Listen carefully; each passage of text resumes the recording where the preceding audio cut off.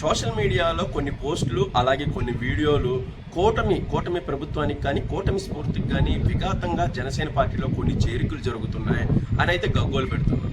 అసలు కూటమి స్ఫూర్తి ఏంటి, అసలు కూటమి యొక్క ప్రభుత్వ స్ఫూర్తి లేకపోతే కూటమి ప్రభుత్వానికి సంబంధించిన విషయం ఏంటంటే, ఈ జనసేన పార్టీలో ఇటీవల బాలినేని శ్రీనివాసరెడ్డి గారు కానీ అలాగే సామినేని ఉదయభాను గారు కానీ కిలారి రోసయ్య గారు కానీ అలాంటి వ్యక్తులు చేరడం తర్వాత ముఖ్యంగా కొందరు వ్యక్తులు అదే పనిగా కూటమిని తిట్టే వ్యక్తులు కానీ కూటమి ప్రభుత్వాన్ని పదే వంకలు పెట్టేవారు కానీ పవన్ కళ్యాణ్ గారు కావాలనే కూటమి స్ఫూర్తిని దెబ్బతీస్తున్నారు. గత ప్రభుత్వ హయాంలో ముఖ్యంగా తెలుగుదేశం పార్టీ కార్యకర్తలు జనసేన పార్టీ కార్యకర్తల మీద కేసులతో విరుచుకుపడే వాళ్ళని కావాలని ప్రోత్సహిస్తున్నారని అయితే విపరీతంగా పోస్టులు చేస్తున్నారు.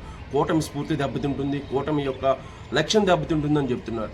ఒక జనసేన పార్టీ విషయంలోనే ఇది జరుగుతుందా నాకు అర్థం కావట్లేదు. జనసేన పార్టీలోకి ఎవరైనా వస్తేనే ఇది జరుగుతుందా, కూటమి స్ఫూర్తికి విరుద్ధమా లేకపోతే కూటమి పార్టీల్లో ఏదైనా ఘర్షణ వాతావరణమా నాకు అర్థం కావట్లేదు. తెలుగుదేశం పార్టీ ఆఫ్టర్ 2024 ఎన్నికలు అయిపోయిన తర్వాత తెలుగుదేశం పార్టీలోకి భారీగా చేరికలు వచ్చినాయి. ముఖ్యంగా గ్రామీణ ప్రాంతాల నుంచి జడ్పీటీసీలు కానీ ఎంపీటీసీలు కానీ సర్పంచులు కానీ ఇతరత్ర వార్డు కౌన్సిలర్లు కానీ కార్పొరేటర్లు కానీ బాగా చేరారు. ఇటు ఉత్తరాంధ్రనే కాదు, అటు సీమ ప్రాంతంలోనే కాదు, అలాగే దక్షిణాంధ్రలోనే కాదు, మొత్తం అన్ని చోట్ల నుంచి కూడా గ్రామీణ ప్రాంతాల నుంచి పార్టీని గత పునర్వైభవం మళ్ళీ తీసుకురావాలని తెలుగుదేశం పార్టీ నాయకులు గట్టిగా కృషి చేశారు. ఆ చేరికలు కూడా అలాగే వచ్చినాయి. కుటుంబాలు చేరికపోయిన రోజులు, దానికి సంబంధించిన ప్రెస్ క్లిప్పింగ్స్ కావాలన్నా మీకు నేను ఇస్తాను. సో తెలుగుదేశం పార్టీలో చాలా బలం అయితే పుంజుకుంది. కింద స్థాయిలో ఉన్న వాళ్ళని కూడా లాక్కొచ్చారు. పార్టీ నాయకులు మన ప్రభుత్వం వచ్చింది, మనకి అభివృద్ధి చేసుకుందాం గ్రామాలు, దానికి సంబంధించి మన అందరూ కలిసికట్టుగా తెలుగుదేశంలో పార్టీలోకి రావాలనేది చాలామంది తీసుకొచ్చారు. అయితే అదే తీరున జనసేన పార్టీలోకి కొంచెం పెద్ద నేతలు అంటే జిల్లాలను ప్రభావితం చేసే నేతలు కూడా రావడం ఇప్పుడు కూటమి ప్రభుత్వం స్ఫూర్తిని దెబ్బతీయడానికి కారణం అంట. అదేంటో అర్థం కావట్లేదు. మీరు గ్రామీణ స్థాయి నుంచి ఎలా అయితే మీ వాళ్ళని స్ట్రెంథన్ చేసుకొని వచ్చారో అదే స్థాయిలో రాష్ట్ర స్థాయిలో కొందరు వ్యక్తులు జనసేన పార్టీ వైపు చూస్తున్నప్పుడు జనసేన పార్టీ స్ఫూర్తి లేకపోతే జనసేన పార్టీలోకి తీసుకోవడం ఎలా తప్పు అవుతుంది? ముఖ్యంగా జనసేన పార్టీ పూర్తి స్థాయిలో బలోపేతం అవ్వడానికి ప్రయత్నిస్తున్న తరుణంలో, బలోపేతం అవ్వాల్సిన తరుణంలో పెద్ద స్థాయి నాయకులు జనసేన పార్టీ సిద్ధాంతాలు కానీ పవన్ కళ్యాణ్ గారి నాయకత్వ తీరు కానీ నచ్చి వస్తే తప్పే ఉంది. దానికి ప్రభుత్వానికి ఏం సంబంధం? గతంలో కేసులు పెట్టిన వాళ్ళు అని చెప్తున్నారు. కేసులు పెట్టిన వాళ్ళు అంటే దాన్ని చట్టపరంగా తీసుకోవాలి, చట్టపరమైన ఇతర అంశాలను లీగాలిటీ పరంగా తీసుకొని ముందుకు వెళ్ళాలి తప్పితే కేసులు ఒకరు పెట్టమంటే పెడతారా లేకపోతే ఒకరు తీసేయమంటే తీసేస్తారా? అలా కాదు కదా. ఒక నేరం జరిగినప్పుడు కానీ ఒక విషయం జరిగినప్పుడు కానీ కేసులు పడతాయి. ప్రతి ఒక్క పార్టీకి పడినాయి. జనసేన పార్టీలో పవన్ కళ్యాణ్ గారితో సహా అందరికీ పడినాయి కేసులు. అలాగని పూర్తి స్థాయిలో వైసీపీ నాయకులను కానీ ఇతరత్ర పార్టీల్లో ఉన్న నాయకులు రియలైజ్ అయ్యి మళ్ళీ మేము పార్టీలోకి వస్తాం, మీ నాయకత్వంలో ఖచ్చితంగా పని చేస్తాం అని చెప్పినప్పుడు తీసుకోవడంలో తప్పే ఉంది, పార్టీని బలోపేతం చేసుకోవడంలో తప్పే ఉంది. జనసేన పార్టీ అధినేతగా అన్నీ ఆలోచించిన తర్వాతే కదా పవన్ కళ్యాణ్ గారు ముందడుగు వేస్తారు. కూటమి స్ఫూర్తిని ఆయన కావాలని దెబ్బతీసేలా మాట్లాడితే అప్పుడు అనుకోవాలి. అధినేత చాలా చక్కగా ఉన్నారు, ఆ చంద్రబాబు గారికి తగిన గౌరవం ఇస్తున్నారు, అలాగే కూటమి స్ఫూర్తికి తగిన గౌరవం ఇస్తూ ముందుకు వెళ్తున్నారు.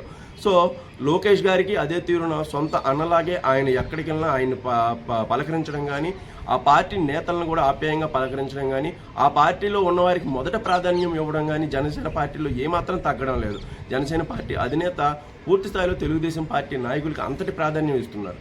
సో అన్నీ బాగానే ఉన్నాయి. కాకపోతే జనసేన పార్టీలోకి కొందరు నాయకులు వస్తేనే ఇప్పుడు కొందరు, అంటే నేను ఎవరిని తప్పుపడడం లేదు కానీ సోషల్ మీడియాలో విపరీతంగా ట్రోలింగ్ అయితే జరుగుతుంది. కావాలని కూటమి స్ఫూర్తిని దెబ్బతీయడానికి బాలినేని వచ్చాడా లేకపోతే సామినేని ఉదయభాను వచ్చాడా అనేది అయితే దెబ్బతీయడానికి మాత్రమే జరుగుతుందని అయితే నా భావన. ముఖ్యంగా ఒక చిన్న ఉదాహరణ చెప్పైతే నేను ఈ వీడియో ముగించాలని చూస్తున్నా.